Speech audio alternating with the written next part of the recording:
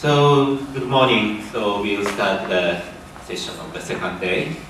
And the first speaker is Professor Seunghwan Kim from Asia Pacific Center for Theoretical Physics, APCTP. And he'll talk about a few problems of functional self-realization in brain. Okay, thank you for the invitation. Well, I'll tell you how to read this. It's called APC, then TP. It's much easier to remember. Right. So this work is done in collaboration with Dr. Cho and Lee, and Dr. Shin is here with a poster over there. Well, let me briefly mention about APCTP.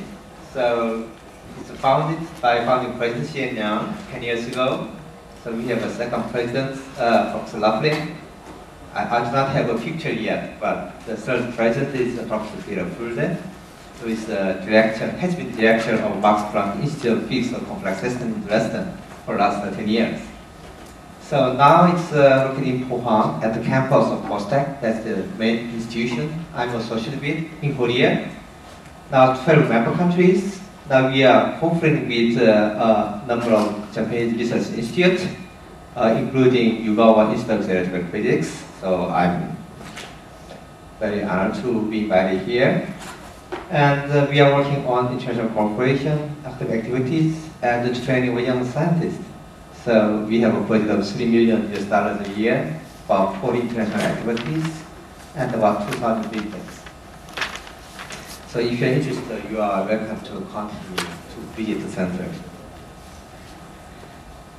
Outline of this talk will be, so I'll be first talking about functional self-organization in cultural development. And this will be main topics of this talk. But at the end, I'll briefly mention this functional network formation in the SDP neural network model. In fact, a poster will be given by Dr. Shin over there, so I did not elaborate. So I just mention briefly about the functional pathways study we are doing in EEGs. Well, some of you already very well know some basic facts of the brain, but let me go briefly about this. So we all know now neuron is the fundamental building block of the brain, which is a very slow processor, but it's capable of doing highly nonlinear and complex responses.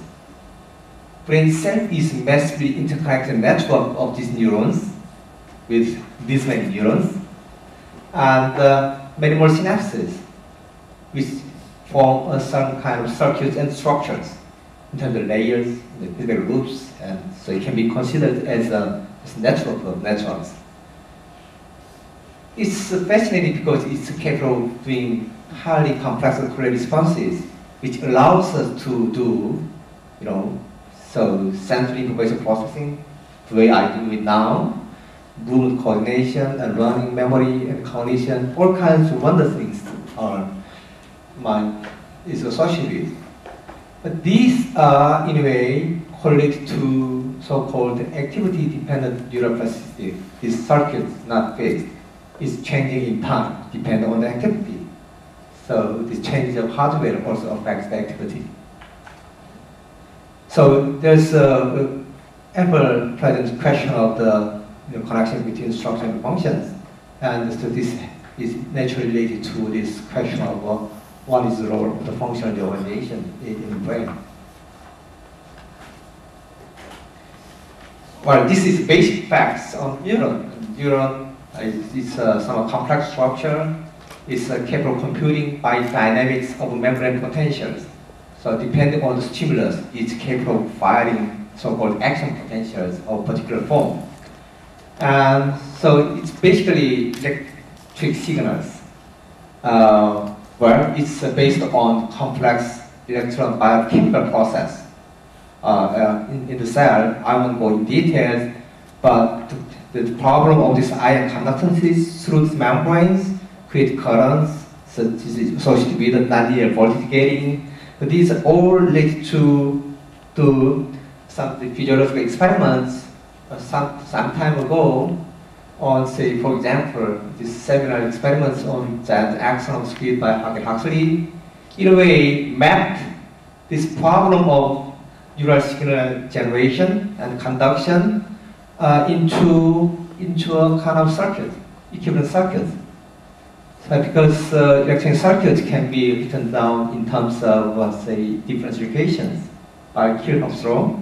So you can write down equation of motion in terms of ordinary differential equations. In this case, it's four-dimensional ordinary differential equation. So then you can solve these ordinary differential equations numerically, sometimes analytically, if it's simple one, and to understand time evolution of this membrane potential and creation of nervous signals. Not only just this Huxley neuron, but its variations based on the conductions has been basis for creating more complex and realistic models of many nervous systems. These neurons interact with each other, so when in this connection, there's connection geometry, it's globally connected, local sparse. Also, the interactions through the synapses, which couples activity of neuron to another in various forms. Also, the external stimulus or noise are playing very important roles in creating models of neural networks. So this somehow maps the problem into kind of dynamic system models for nervous dynamics. Now, if you look at the brain, it's not a single structure. It's a kind of a hierarchy of different structures and different spatial scales, from nanometers to the beta scale, from ion channels to this central nervous system. So, but how to model is a complex issue. It's not just a single question, but depending on what you are interested, you can come up with different sorts of models, or which is related to different research areas. And so you can focus on these nano devices for biophysical models, or you can try to understand dynamics of neurons and networks through these nonlinear dynamic models. Or you can work on more, simplified but massively connected neural network models. Also, you can work on higher level, more coarse-grained cortical models for development. That's something I'm going to focus for today. But also, you can try to get measured biosignals, so EEGs or MEGs from brain. Try to understand the pathways using time series analysis. But it's different kind of areas of knowledge and expertise necessary. Dynamics, biophysics, complex system theory, secret physics, or neural network theory, or linear time series analysis. So what I'm focused is now is this functional self-organization in visual maps. So here's visual stimulus. So you are getting visual stimulus now through this screen, and then this optical information is transformed into say electric information at the retina by neurons, and it's transported back to the back end of your brain, the cortex area called the primary visual cortex. It's where the information is processed. Well, depending on stimulus, neurons respond differently. So, for example, these stimulus have different orientation. So, stimulus of different orientation, horizontal or vertical. And for these cortical neurons on this so-called primary visual cortex area, and these neurons respond differently. Some respond vigorously, some peasant. So they show kind of orientation preference. they like some stimuli. This can be more, carefully and studied by using the optical imaging techniques. So basically, what the experiments do is they do to this little monkey. They shine a laser, while this is exposed to this visual stimulus, of in this case vertical line. Then trying to record some optical information through the camera. So the basis is this neural activity is correlated with the hemodynamics.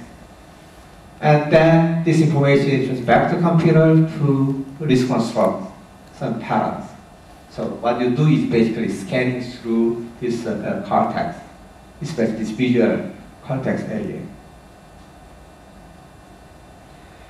Well, the structure of the cortex can be interpreted in terms of so-called pseudo two dimension, because this is the section of the cortex, the surface area of the brain, and then here's the deeply penetrating neural structures, and these neural structures is in a way grouped into so-called columns. So this columnar structure kind of forms the basis of some functional neural coding. So in this case of orientation preference neurons, a group of neurons forming a column, they are arranged in a very well organized way. So here, your vertical columns, they are organized in a somewhat continuous way. So we can take advantage of these cortical structures in neural modeling or development. So this is basically what is observed experimentally. In this case, the case of tree shrew. This is data 10 years old. And this is a somewhat beautiful complex pattern. Actually, the cortex area, which is crumpled, is stretched to give you a two-dimensional view. And how you see this picture? Well, I mean, here's the stimulus. So horizontal stimulus is color-coded by red, and this vertical stimulus is color-coded by this sky blue. So each area with the red colors corresponds to neurons which like this particular stimuli. So you have this map of neurons with the orientation preference in two dimensions, or neurons or neuronal columns. And then, so this map is non-existent for, say, young tissue when it's born. So after a couple of weeks, then this map starts to form. So from here, you can note some patterns. For example, I mean, in some of areas where different colors cross, or here. So around this point, you can find all the colors, the old orientation. Right at this point, orientation preference disappears. So this is a singularity, which is called pinwheel. So depending on the orientation of these colors, then you can have pinwheels or anti-pinwheels. Also, in some other parts, especially near the boundaries, you see a parallel, stripes. So here's called linear zones with the periodic patterns. These are combined to form this magnetical view of this pattern, and to form a complex picture with the linear zones and pinwheels and anti-pinwheels. So, while there are a number of, say, physiological facts about the properties of these pinwheels, how they disappear, things like that, and so which have to be tested in a way with models.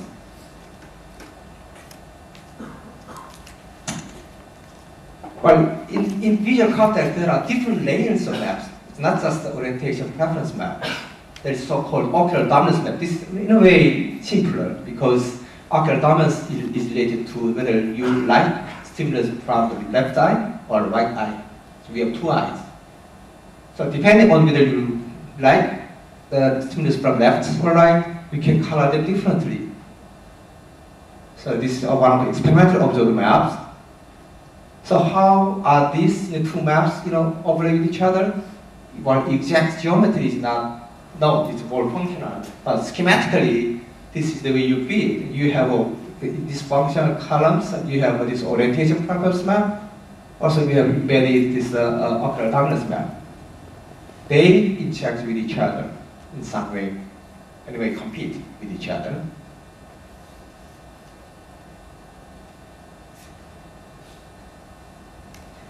So what I'm showing now are actually experimental facts, because in different class of mammals, in the scale like monkey and cat and tissue, they show different visual maps. For example, in the case of this monkey, this is ocular dominance map. So we have left and the right eye, so you have two colors, black and white. And it shows stripe pattern. So you also here see strong appearance of ocular dominance maps. In this case of cat, this pattern is pretty different. So it's more like island patterns with blobs. In the case of tissue, we do not see ocular dominance map. This is very big, or no maps. But instead, this orientation preference map is very, very strong here. So this is what I showed you before. So you have a quite different class of this ocular dominance map and the correlated orientation preference maps. Question is, why do they show these different behaviors? Can you explain them in terms of models? The approach I'm doing is very simple in a way, because we believe and we're convinced that this simple model is capable of explaining these different types. Also, it's certainly incorporates only the kind of simple symmetry and simple interactions between functional columns. This is consistent with other types of neural development models, which has been studied before. Basically, we look at this problem as a two-dimensional layer of visual columns. And at each side, you have a so-called functional column with a particular parameter called angles, phase angles, which denote orientational preference. So this should change in time under some evolution equation I specified here. And this is basically quartz graded picture at the functional column level. But certainly it will be interesting to reconstruct this model with a number of neurons forming functional column. But that's another effort. Basically, this phase angle of the column evolves in time while depending on some Hamiltonian. And so it's time evolution is a gradient of some Hamiltonian. Basically, it's related to whether input from the so-called LGN, which is a pathway between this retina to the primary visual cortex. So it's external stimuli or it's interaction with the neighboring columns. Basically, this interaction depends on the differences in their angles. So it's periodic function with some interaction function. This interaction function is dependent. When it's close, in short range, it's exactly. And it's far away, there's a long range inhibitory. This kind of typical type of interaction, which are often used in neural models, so-called Mexican head type. Well, here's one functional form, so where this K and sigma specifies the rate, strength and the range of these inhibitory interactions, which are important, say, control parameters describing bifurcation later.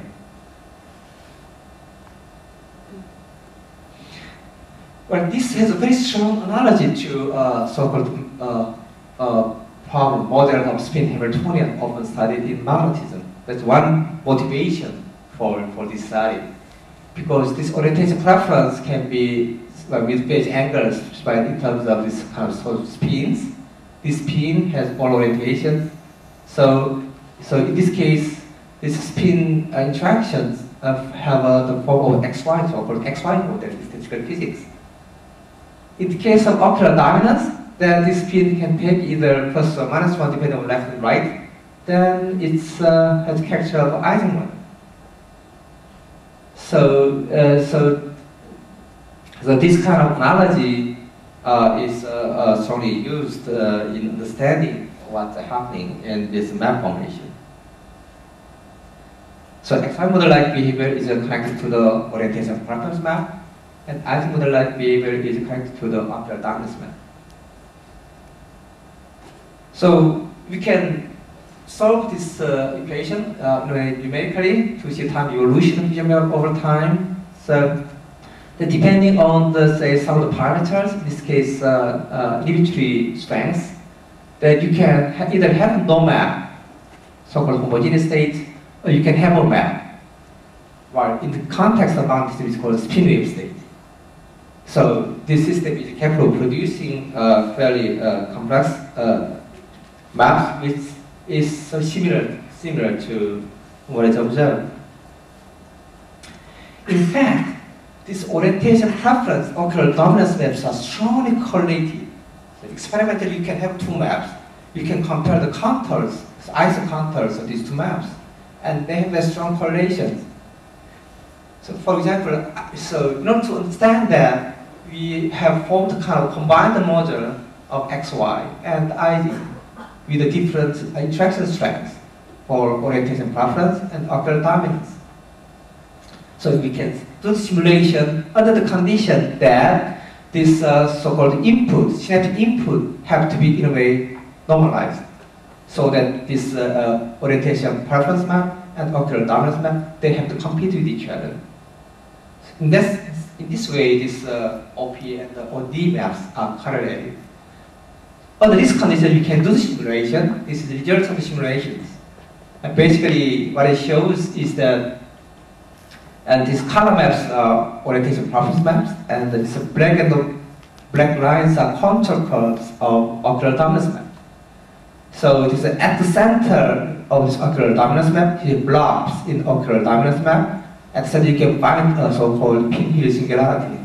So pinhole singularity is always identified with the center of this ocular dominance blobs.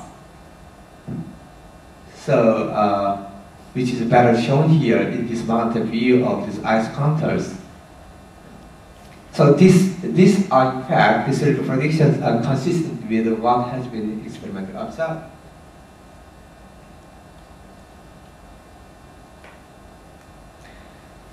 So in this sense, we are trying to have very strong analogy with phenomena of vortices in magnetism. So for this combined model, we try to understand the bifurcations. And there's two types of bifurcations. One bifurcation is over the electric strength, so which creates spin waves, so-called orientation preference map. That's what I showed you before in the previous slide. Another bifurcation, which is not quite trivial, is bifurcation over this ratio between two interactions, whether orientation preference is stronger or ocular dominance is stronger. Okay? So this parameter we call anisotropy, because that's sort of related to an anisotropic Heisenberg model in the context of statistical physics. But this is, in the context of magnetism theory, it's called creation of so-called out-of-plane vortices. Not in plane, out of plane, called scalar vortices. So now we realize this creation of this scalar vortices is correlated with creation of ocular dominance map, which is shown in these figures. 4 different quadrants, these two bifurcation lines, and you have this orientation preference map and this ocular dominance map. So you see a creation of ocular dominance here, also you see creation of orientation preference here. Both of them are present. So so the critical value of anisotropy for the creation of ocular dominance is it's not an species subject that has been interesting subjects in magnetism theory, because that depends on the type of these singularities of type of vortices, and it may depend on lattice and other things, but which can be computed in a way. So that's what we did. We did compute the critical anisotropy. So basically, what happens as a function of anisotropy is following. So the strength of ocular dominance in terms can be measured through so-called fluctuations or fluctuations in this G component of spin, so the Ising part or ocular dominance part of the spin. So larger value of delta SG corresponds to stronger ocular dominance segregation. So as lambda increases, the ocular dominance segregation becomes stronger.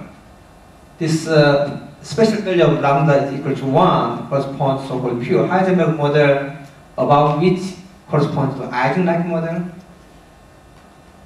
So with ocular dominance maps showing more side patterns, below that, more intermediate value of anisotropy, then you get appearance of more blob-like structures. But if lambda is too small, you do not see the patterns.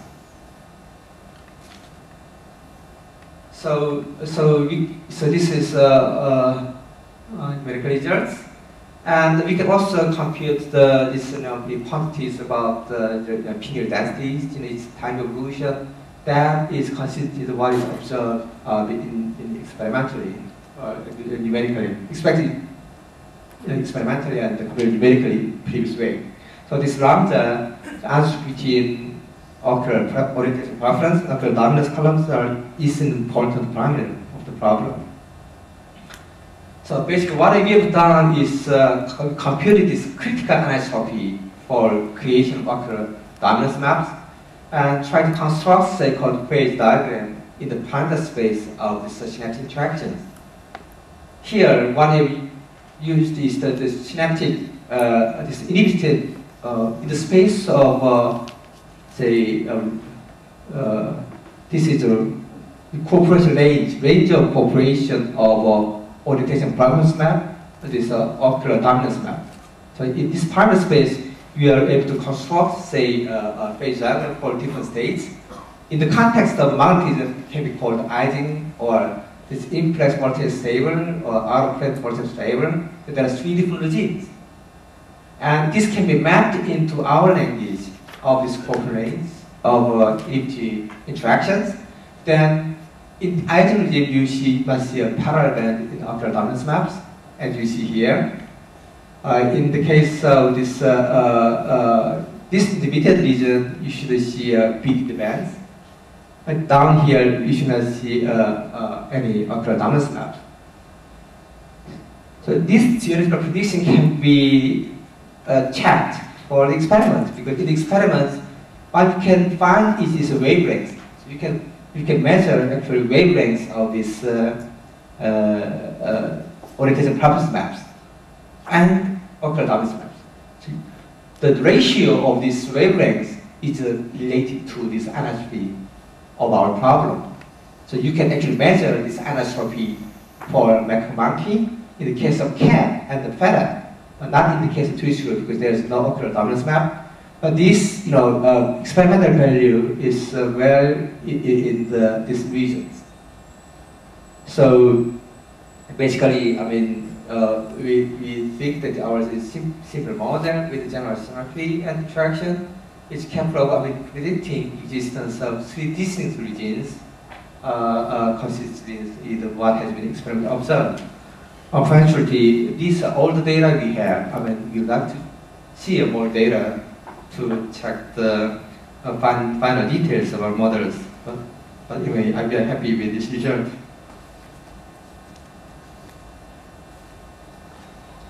Well, functional maps are abundant in brain. So we are talking about orientation preference maps and ocular dominance maps. There are certainly more maps in the higher level of visual, primary visual cortex. But that is still have to be explored. And also in other regions of motor cortex, somatosensory cortex, and the cortex, different layers of maps are formed. So, well, I don't know how to proceed, but I'd like to be interested in pursuing these kind of questions in other problems as well. The second class of problem concerns this functional electrical formation in the brain. For example, in this experimental numerical study of functional MRIs by Nicholas et al., they studied these functional MRIs in say, so-called voxel images, the images. So these three-dimensional images. So they measure this time evolution of these three-dimensional images with a spatial resolution, and then they compute the linear correlations between them.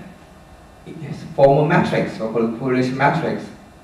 Under thresholding, then some thresholding, then they can create a thresholding matrix. So this defines some pruned connections between different so-called channels. So they are asking question of what will be the structure of this so-called functional or pruned network. This basically what they have observed is that this network they observed looks quite complex, but with some structures. So, for example, they say this is so-called small world, meaning it has a small average path length, from one subnode to another, but with a high clustering. Also, it has very defined so-called power law structures. So, in terms of number of nodes and its distribution of the different thresholding parameters, it shows the power law structures. It's called scale-free structures. But this is a highly, not just random network with very high structures. And also there has been studies of, trying to understand that the network properties of the brain, in terms of the elegance and in the monkeys, in the cat, cortex. So they sort of tend to indicate, even though they are small networks, indicate that these networks have certain structures which have the resemblance of this sort of small world complex scale-free networks. So this sort of provides one of motivation for studying this so-called neural network models interacting through this so-called SDP. But I think Dr. Sin is here. I don't have much, so you can go to this poster over there where Dr. Sin is going to explain in more detail. But what we are trying to understand is we have a network with these particular synaptic interactions. So depending on spiking timing between presynaptic and postsynaptic neurons, whether it can weaken or strengthen, the synapses. So the synaptic plasticity, interacts, change activities. Also, activities change synaptic plasticity. So this is, interplay between this function and structure. So we are trying to understand how this interplay is going to affect the network structure of the nervous system. So one model is going to show is dynamic model of neural networks. So change plasticity induced by APCTP. And this neuron model is pituitary neuron with nervous excitation. So some sort of equations, and we start the synaptic model, and then we start initially from the all-to-all coupling, the globally coupled network, and evolve the network under our evolution rule, and try to understand how that this functional network emerges through self-organization, which may have some insight into an activity-dependent development and plasticity. So these are basically the core results of these experiments, which Dr. Sin is going to explain in more detail. Basically, what observed in terms of node distributions, incoming and outgoing, you see a sparse network, because you start from the global network, but this self-evolution, the organization process, prunes some unnecessary synaptic connections. So with a certain threshold, it becomes sort of binomial distribution, and so the active so-called synapses form a sparse network with a small world character with some scale-free properties. Also, this is not a static network; it changes in time. So because of the nature of the SDP, the spiking time is highly sensitive, central process is highly sensitive to the timing, the temporal order of presynaptic and postsynaptic spikes. So it creates dynamics similar to what you find in the center part, so-called self-organized criticality. It creates avalanches, like in the center part model. So it forms in a kind of self-organized critical state with some balanced, say, excitatory and inhibitory connections. Then this network can be useful because it can show fast and high coherence, also fast and strong synchronization at the same time. So this can be in a way more dynamically more effective and structurally more robust. The third class of problem we are studying is trying to understand global functional pathways in electroencephalograms. So for this, we are cooperating with the Department of Anesthesiology of Hyundai Asan Hospital in Seoul. Basically, we want to understand the correlation between some feedback integration in the frontal posterior network with some source of conscious information processing in brain. In the case, anesthesia experiments with human subjects, which is informed in this center. So we are trying to do analysis of this network pathways based on information flow between different EEG channels. So basically, what you're trying to understand is how the primary information in the sensory system is transported to this frontal area, and how this information is processed back to the sensory system. So there's a hypothesis that the loss of consciousness is, in a way, is correlated to the breakdown of this pathway.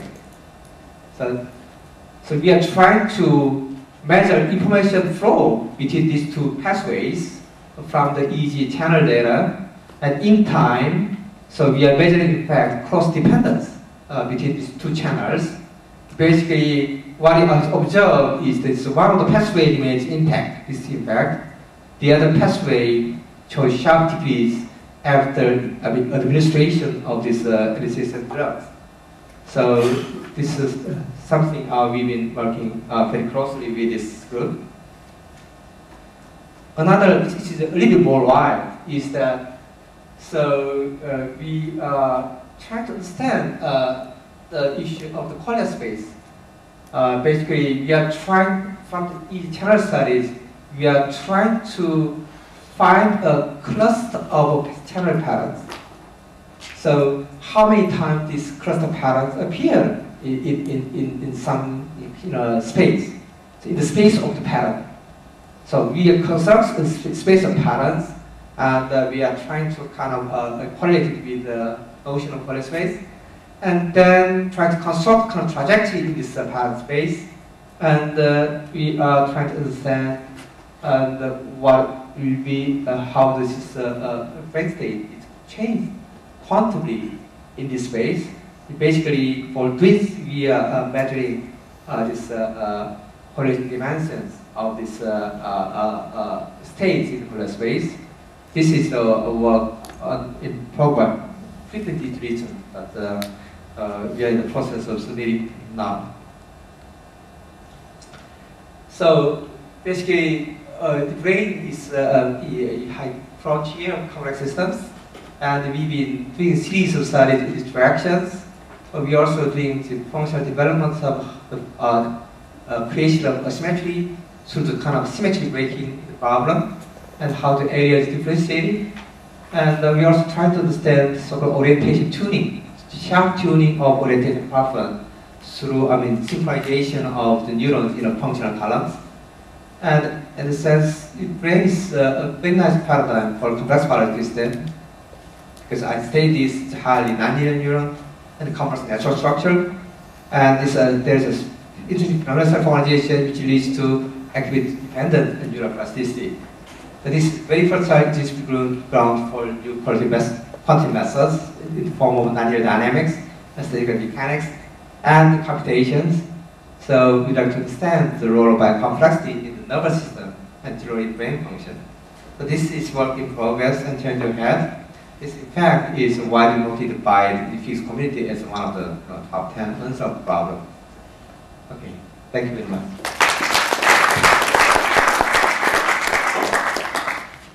So thank you for a beautiful talk. And so questions?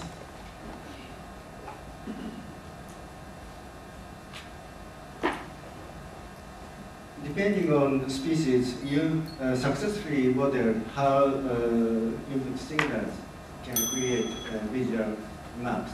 I have several questions. I would like to know whether there is some time dependence or history dependence as visual maps. The second one is there any feedback mechanism from higher level of brain? You are saying about input signal causes visual maps, but I would like to know whether such visual map is completely stabilized or is it modified from higher or higher level of brain? And the final question is how such visual maps are composed against external noise, such as electromagnetic field or thermal noise or something like that. Okay. Well, thank you for the question. Those three questions are very important questions we would like to explore in the future. And for the first question, well, so can be history dependent. But in our model, it predicts robustness of patterns. So you can start with different random conditions, but it still creates similar maps. But so depending on the visual experience or environment where this kitten is exposed, that may change the maps, visual maps. So the visual environment and experience can be important. So if some experiments expose kitten in a cylinder, confined in a cylinder with only vertical stripes, so that affects this formation of the map strongly. So that's a very important question. And your second question is that, well, certainly this is not the end of the story. Certainly this map is also interacting with the maps of higher order. So how does it interact? That is not really well understood, because there is kind of connections and interactions. It's not really well understood. But basically what it did is kind of the first kind of study of classifying a typical pattern. So more detailed features of these patterns certainly should depend on the interaction with a higher level visual information processing and more. Your third question was how noise. Yes. Noise. Yeah, I think noise is going to play a role. But in our model, we expect reasonable noise is not essential in disrupting this pattern. So this is also a feature under reasonable noise, because already our this brain is exposed to a lot of noise. So still we see creation of visual maps, a very robust creation of visual maps. So this is in fact the noise robust phenomenon, I believe. Thank you so much. Related to this, how these difference between these three patterns, how these influence to the functional function of this visual. So depending on the three patterns, is there some difference in function? Oh yeah. Well, that's very interesting question. In fact, I received those questions, but I do not have a clear answer. But there's a speculation. It's from some biologists saying, you see, monkeys have these eyes, more on upfront eyes. Okay, cats will be sideways, and this fish, I suppose, this way. So the strength of ocular dominance somehow is related to to the kind of geometry of the two eyes. But is that, but is that the real answer? Even biologists I talked were not pretty sure. There was a speculation because if eyes are too much wide apart, then this ocular dominance becomes weaker. Yes. But I'm not sure whether that's the big answer. Maybe some of the audience may provide better answers to these questions.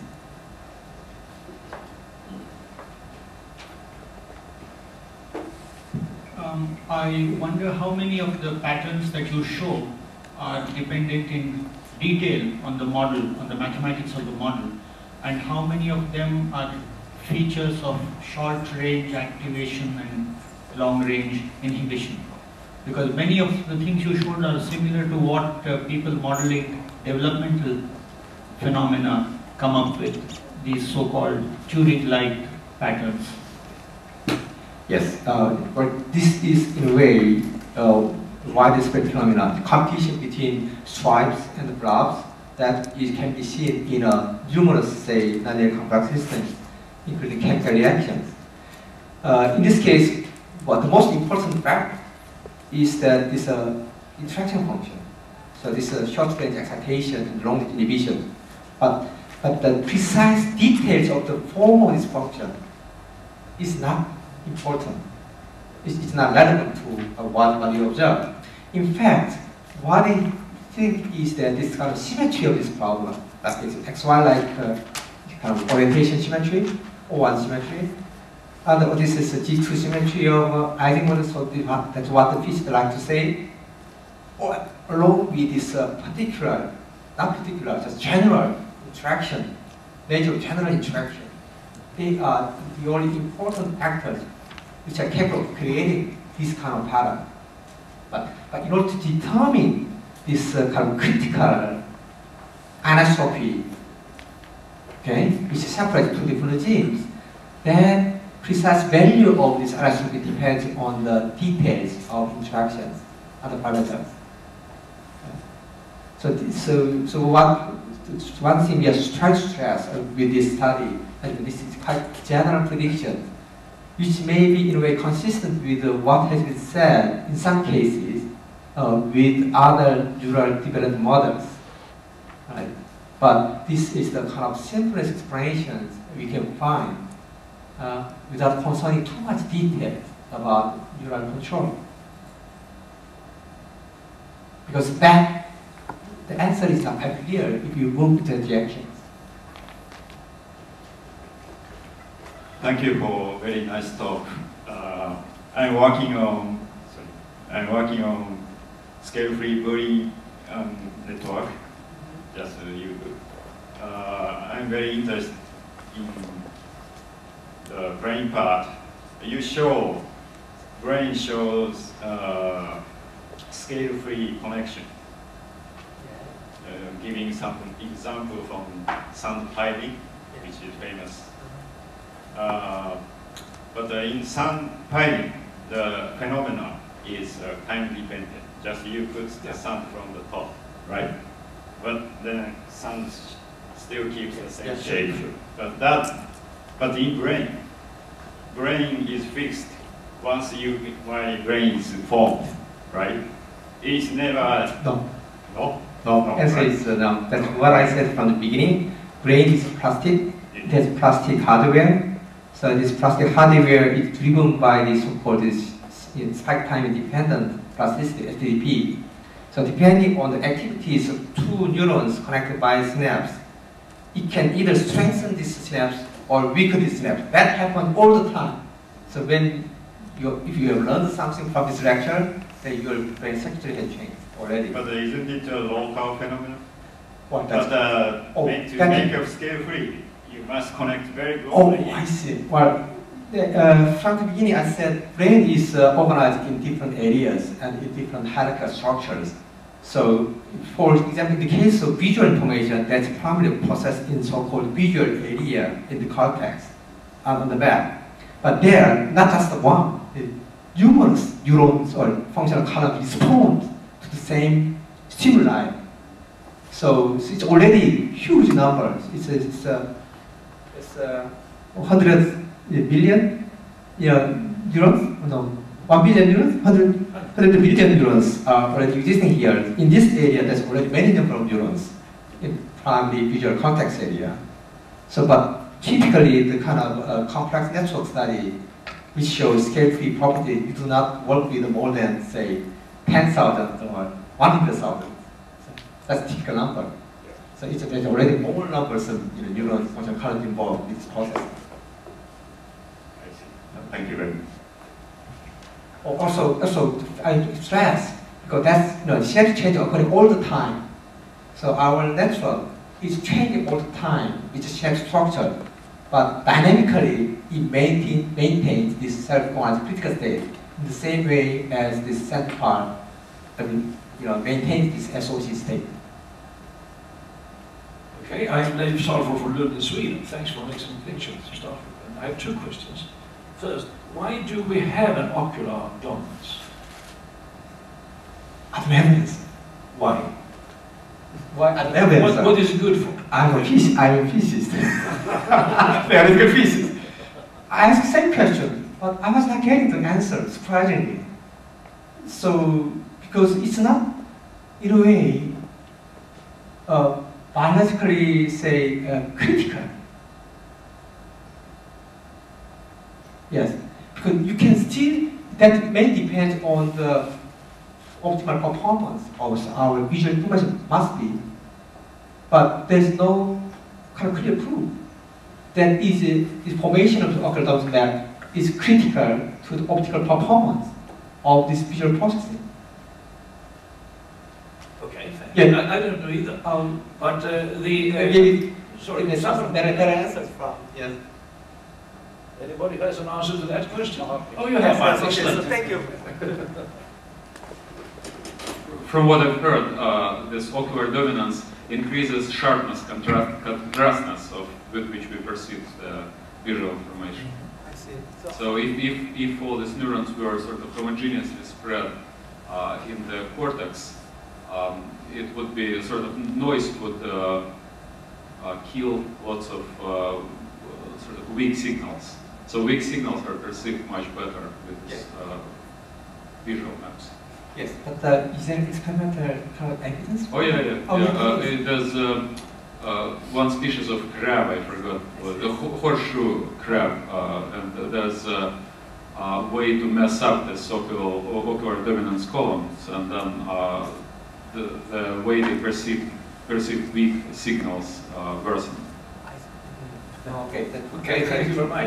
I have another question, and that is this. I'm quite keen on your experiments, the human situation, with the EEG, because it's been told that anesthesia really cannot be explained by the Hodgkin-Huxley's model, because it just doesn't work according to that principle.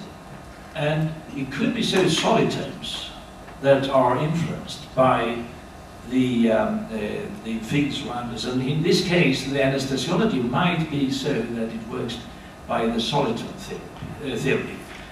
You would have a chance possibly here to see differences between different anesthetics. You might have a chance to see the mechanisms and to explore this very, very interesting field according to what I understand. Have you thought of that?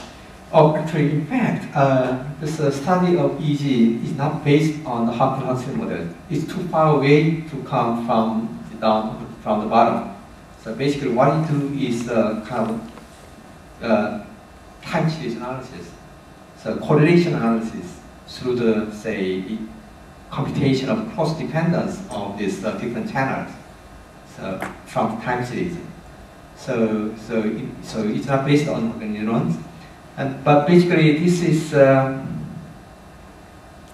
signal processing. So we do not exactly understand what is the, in fact, the underlying neural, say, mechanism or precise neural mechanism which exhibit this breakdown of these pathways. No. So, but it's in relation to solitons I don't have. I'm sorry.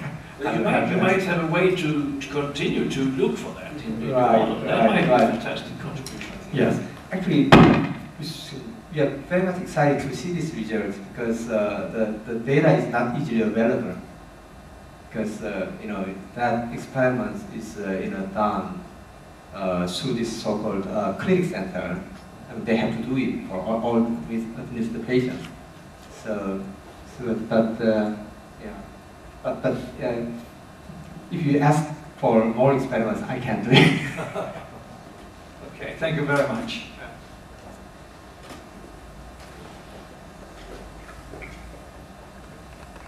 Thank you for really interesting talking. I'm Nishinomiya from Kyoto University.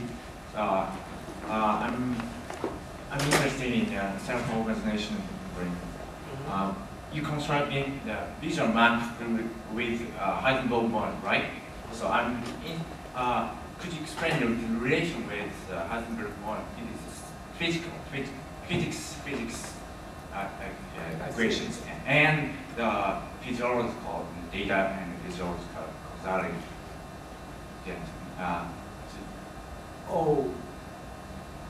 Well, so you are talking about how do I interpret this model starting from the network of, say, so-called Hawking-Huxley type models.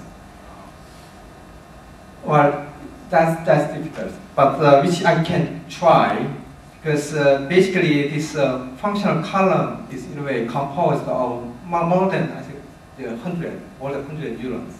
So they are connected through an integrated way. It's not just one type of cortical neurons. There is kind of interneurons. So there is kind of well-defined, in a way well-studied network of neurons. So you have to construct this model, and you have to put in the interactions between different columns. There's long-range interactions called intracortical neurons. So actually, we are in a way doing this experiment. So trying to reconstruct what's happening here. Basically, what you see is is a set of neurons in the same column is showing the synchronous responses to a particular orientational stimuli. Okay, so you have a different set of neurons showing different different synchronous responses to different orientation stimuli. And they are in a way laterally connected by long-range connections. So you in a way simulate the dynamics of this so-called, this coupled, say, neural problems. Then you have to ask the same question as we do. But basically, I think that we are going to obtain the similar results, even though we are working on this coarse-grained picture of the functional column by representing it by a single phase angle variable. If we are coding these interactions in a way right away, then I think it's going to create a similar result. But that certainly have to be tested. But this is the way people study in the case of so-called orientation tuning problems. They work with physiological neurons coupled to each other in a column. So the columns connected, they simulate this system in a massive way, trying to understand this collective dynamics of this whole network of columns. But that can be done in a way. Thank you very much.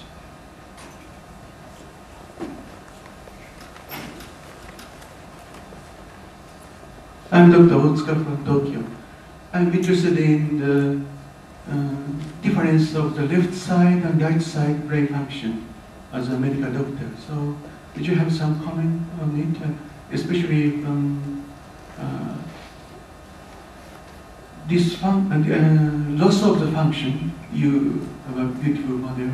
So, do you have some idea on the difference of the right side and left side? Well, there are certain differences in functionally for the left hemisphere part of the brain and the right hemisphere part. But I'm not sure of, in the case of a visual information processing in the primary visual cortex, because here, as far as I know, information is evenly divided and sent to two different parts of the hemisphere for similar type information processing on the elementary level of visual information processing. Yeah, however, as regards the loss of consciousness, maybe the difference. Not a problem. Oh, yes.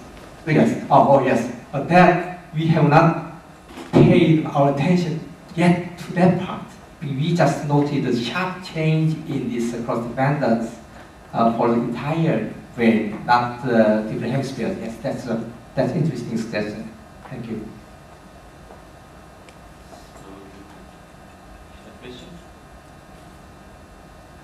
Okay, so it's time. So, okay, thank you again.